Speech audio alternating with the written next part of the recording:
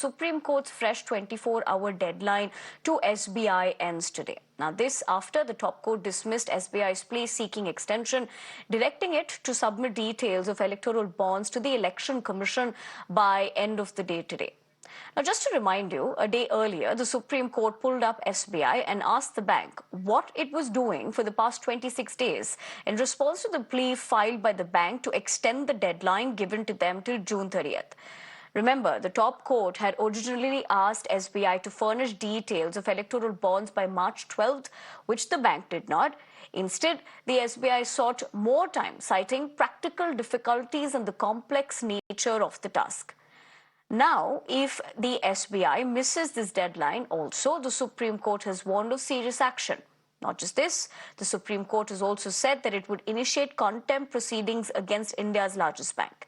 If SBI furnishes this data, the Election Commission has to publish the details on its website by March 15th, 5 p.m.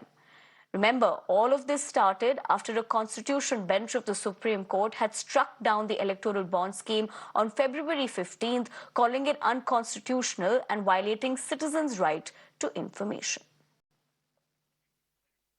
Harish, my colleague, joins me for more. Harish, good morning. Of course, clearly stinging remarks that were made by the top court yesterday, given that deadline as well. But in a scenario where this would not be met, the Supreme Court also said that contempt proceedings will take place. So essentially, what does this mean next now? Yes, that's right.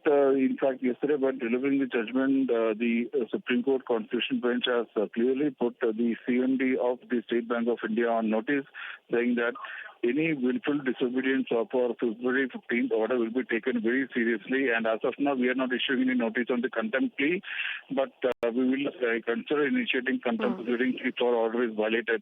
And remember, what they sought is a further extension of 3.5 months, extension of deadline to furnish all the details of electoral bonds by 3.5 months, and all they got is 1 day.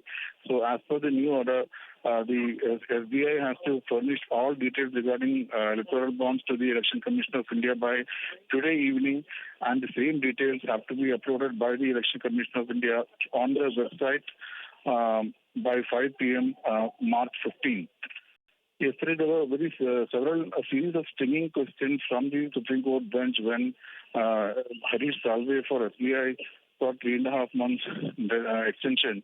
Supreme Court had asked, what have you done for the past 26 days? If you are taking more time, till now, what have you done? What matching process have you done? And Supreme Court also questioned the ground cited by the SBI, that is for matching the details of bonds, donors, and beneficiaries. And Supreme Court said we have never asked for matching of these details, and whatever information you have, we just have to put on the website and let our orders be immediately complied with. So yesterday the Supreme Court, as I rightly said, dismissed SBI's plea for further extension of deadline till June 30 and said that their order has to be immediately complied with. Back to you. Right, Harish. I appreciate you getting us all those remarks made by the top court essentially and what this means next. But of course, we'll keep a close eye on that significant development.